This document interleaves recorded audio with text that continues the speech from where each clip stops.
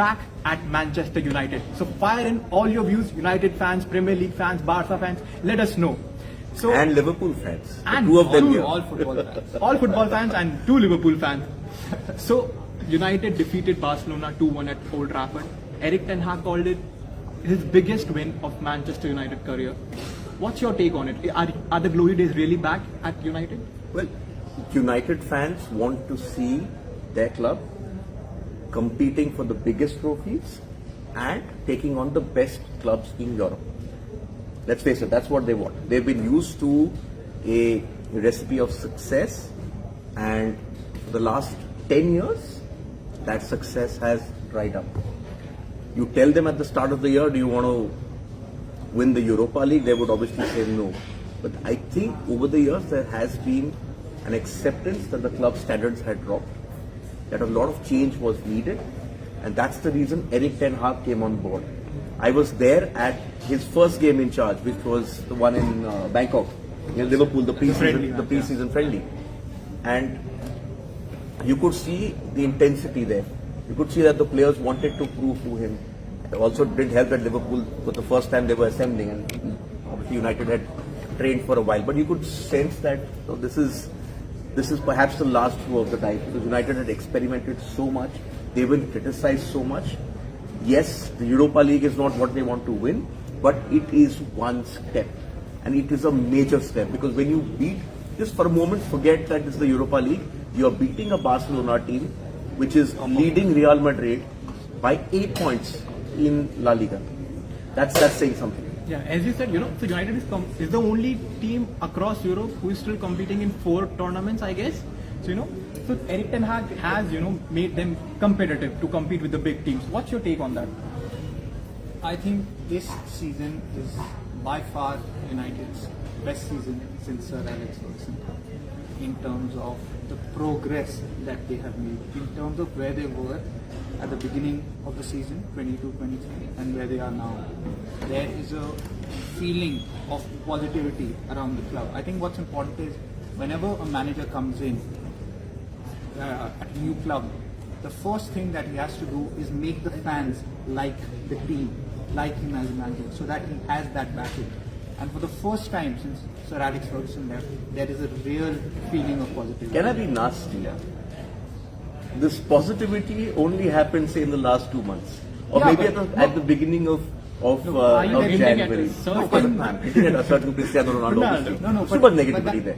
Speaking about Erik ten Hag, since he took over, he has made a lot of big decisions, and you have to say that all the big decisions he has gotten right. But that's why they got him, and I think the feeling was when it was him or Mauricio Pochettino, and everyone who were sort of discussing this, why haven't they gone for Poch? I mean, he's got pedigree, Champions League final with Tottenham, he's coached the likes of Messi, but United's hierarchy, and they have been criticized. They've been criticized for getting their recruitment wrong. Everyone's criticized them, right from that first big spend on Juan Mata, which was the first big signing after Alex left.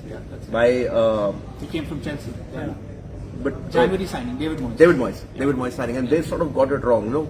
Pogba coming back and sort of Di Maria and Alexis Sanchez, the millions spent on him, they got it wrong. So here you have to appreciate the fact that somebody sitting in that United boardroom decided, I will not go with Pochettino, and we will go with a guy who's a disciplinarian, but he will sort of put the club back together, because the club was basically, it was all over the place. Everything was spilling out here and there, dressing room leaks coming out, everything. It was awful. Yeah, and one more point I'd like to make. I remember, I think it was, they had started an interview process when Erik ten Hag was the first manager that they properly interviewed. And it was supposed to be a long, drawn-out process. They were supposed to interview more managers. But as soon as they interviewed Erik ten Hag, the board made a decision in a span of a few days that that's it, we're going for him. He was announced. Who were the others in that race? Laurent Blanc's name was there, Zidane's name was there, Pochettino was there. So, and you have to give, as much as they have been criticized over the last 10 years, as you said rightly so, they have to be given credit for this appointment. And I think right now, things can only get better. The way the the team is performing, and especially the way the players are performing, every single player is informed. I'm actually going to, I really want to spark some conversation. I'm going to make a very, I don't know, some would say controversial point, but I think, and I'm not talking on the top of my head, I think United are in the title race. Yeah, I feel that there's a slight chance because Arsenal have dropped point, what, 5 points? It's a 5-point gap, right? Yeah, 5-point gap, Arsenal have a game in hand. So definitely they are in the race. But talking of players, that how players are performing, we have to talk about Marcus Rashford. This guy is probably the best player in the world after the restart. He has scored 16 odd goals, and Erik ten Hag has done given him some kind of confidence that he is just smashing it all over. Yeah, today you would put him in that same league alongside Holland as the two best strikers in the Premier League at the moment, perhaps Europe. Europe, exactly. 24 goals? 24 goals, right? Yeah. Across all competitions. Across competitions. It's 23, 24. And Holland is leading, right? Oh yeah, for sure. He's got more goals than Lewandowski. He's got more goals than Neymar, Mbappe, Messi. Obviously, then you're in that conversation, right? Yes. And as you say, with Rashford also, it was a confidence issue. There was a time when he was jaded and people were wondering, is this the same Rashford? Is he going to be shipped out? There was talk that he could go to even PSG. He was being linked here and there. Yeah. But credit to the manager. And I think Ten Hag, away from the pressure of being a United manager, is sort of doing to United what, Liverpool connection, what Klopp did to Liverpool. He made them believe. Yeah. He turned players with talent into great players.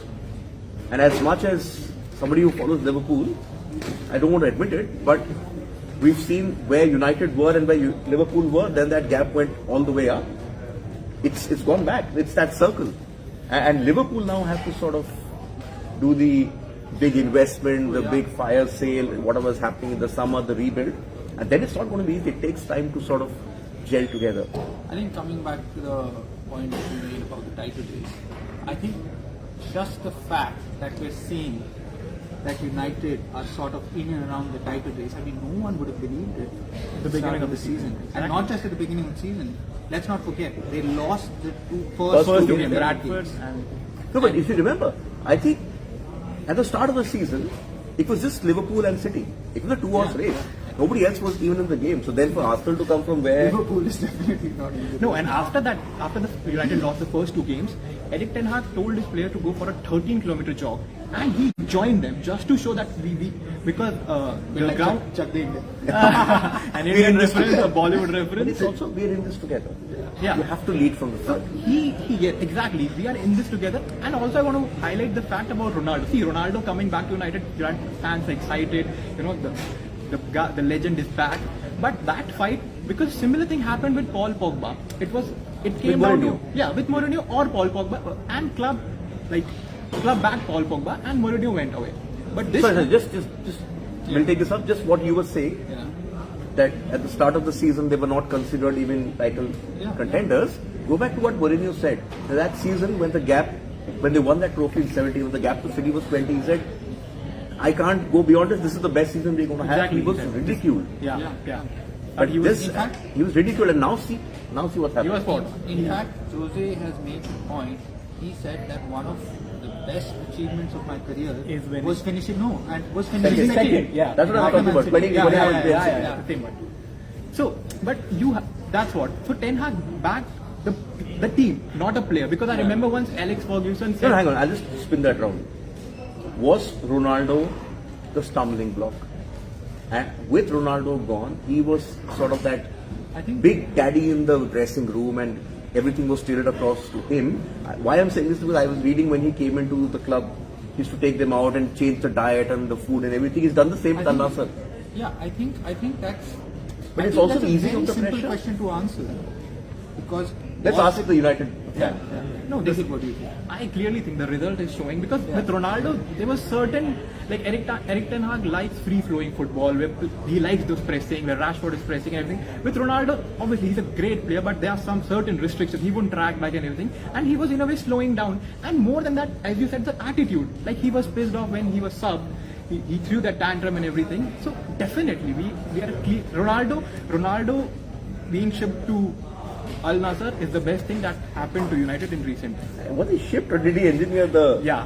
The That- exit? He obviously Without a did. doubt, Yeah. He knew what he was doing. Yeah.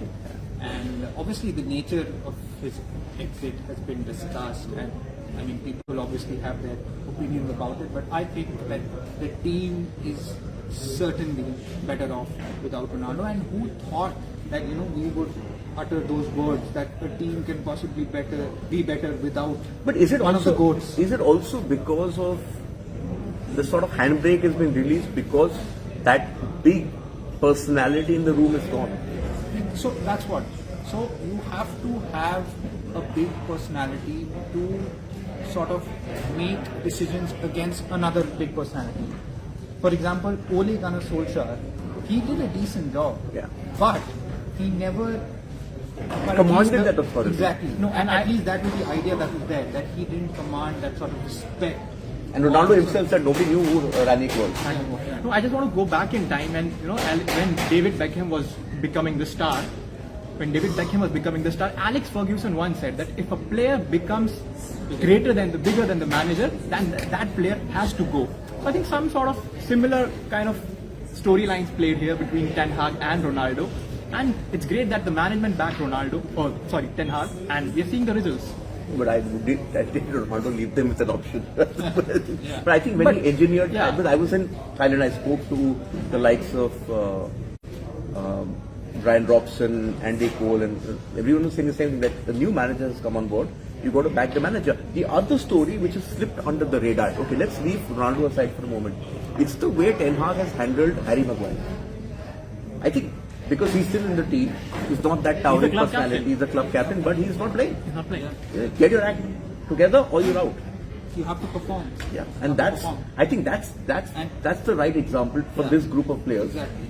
If that he can do that, He the doesn't club care captain, about he doesn't reputation. care about reputation. And one more point I'll add to that, Jadon Sancho, the way he dealt with him, because he obviously wasn't performing well, he told him to take a break and come back. Now he's back and he scored. He's scoring. He's scoring now, 2 or 3 games he scored. Yeah.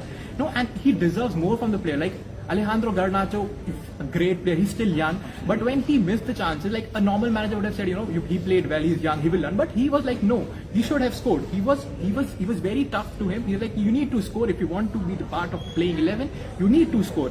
So that's the expectation that he has from each of his players. And United are playing with Wout Weghorst. Like he's a great player, but he hasn't been able to score. He scored that one goal, but Erik That was again one of those panic buys. Yeah, because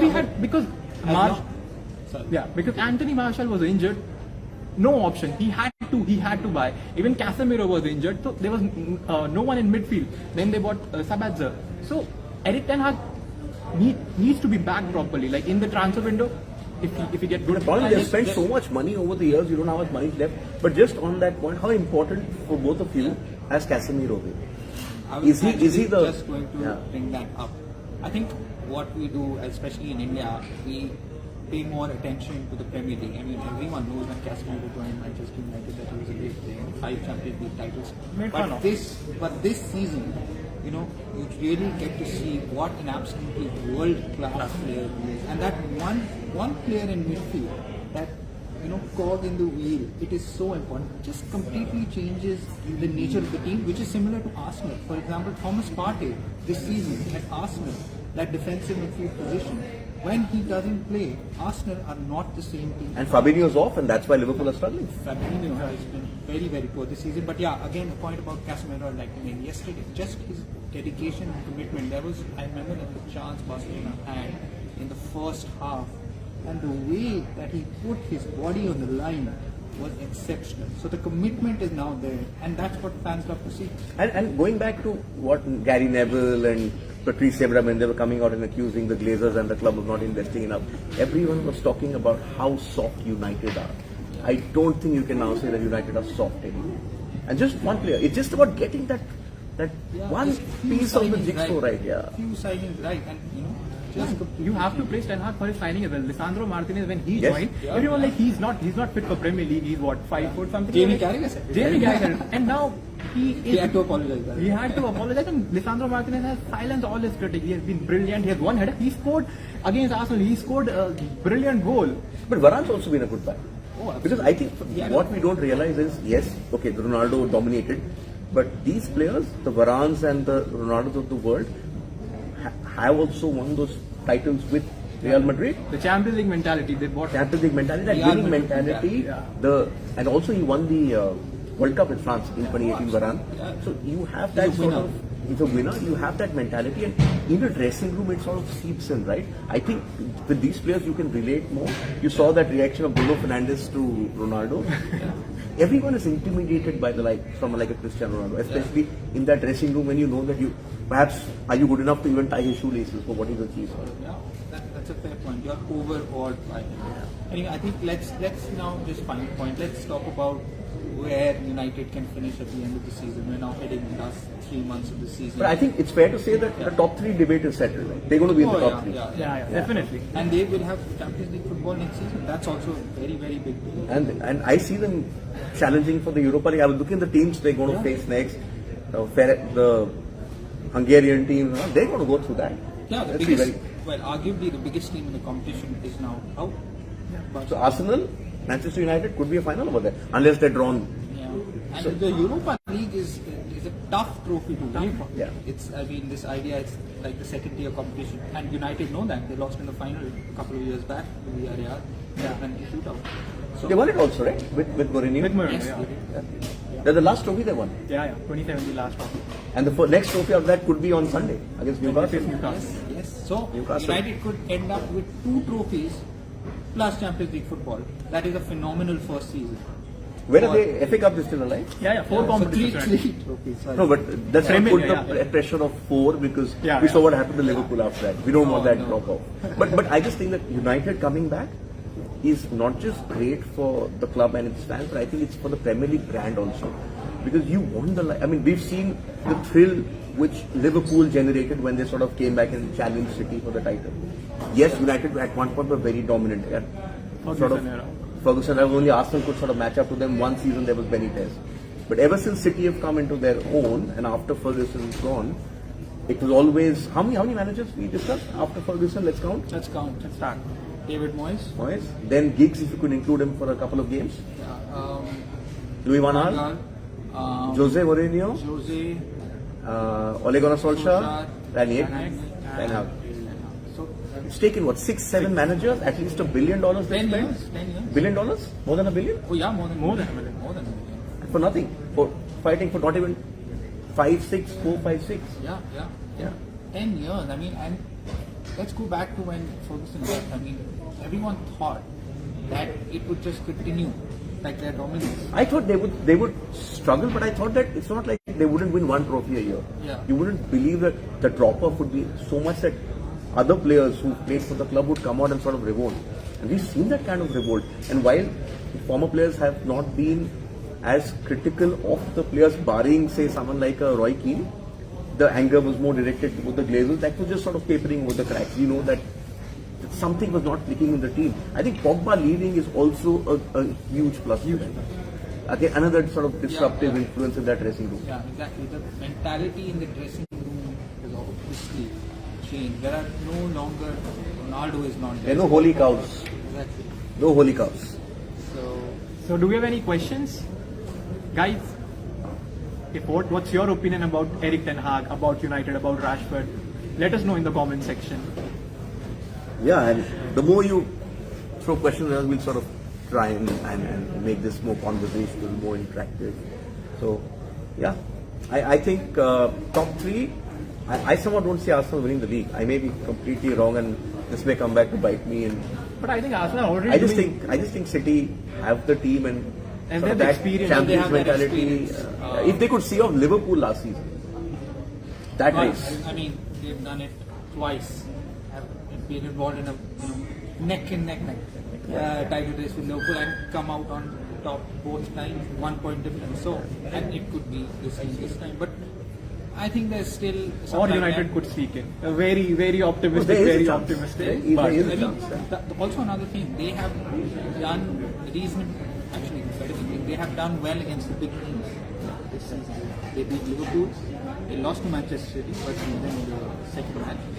They lost to Arsenal, but beat them, the first match, which was also very What do they have important. left? I think they've got Liverpool next.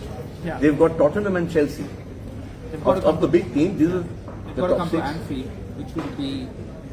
Right now, anybody can come to Anfield. Yeah. Right now, anyone can come to Anfield. Yeah, but that game will have, form goes out of the window for that game. It will be a challenge just for that team to come to Anfield and face that sort of atmosphere, which we thought it would be for Real Madrid. No, the atmosphere was there. Yeah, The it started atmosphere was really well. there. For the 14 minutes, it was there. Yeah. With Nunes and Salah. And in the first half, it was there. Even when they sort Yeah. of came back and sort of equalized, it was there. But then, I think Liverpool's problems were evident, and Real. I think the Klopp template is now the good managers and the good coaches. They now know how to get past the Klopp template, and Ten Hag knows because he beat him. And I'm telling you, I was there in that game in Bangkok. Initial days, you shouldn't read too much into it, but you could make out that there was something special that day. Okay. So, I think we've covered all the points. For now, we're going to keep this going. Back again on Monday. We have a off. we like to have our holidays or spend time with family, but we promise you, we'll figure out a way. Maybe we'll do a thing on Zoom and then we can upload it. We can do that, right? Yeah. Now we can do that. But for now, Thanks for joining. Thanks for tuning Now- And do tune into. red, black, but you should be the one wearing red. Your team's the one team you support is the one doing well. Yes, so we will definitely, when they win title, I will wear United's jersey here and come to office. So till then, do tune into our WION Sports Show at 6:30 p.m. IST. We have Champions League, we have Europa League, and a lot of other results.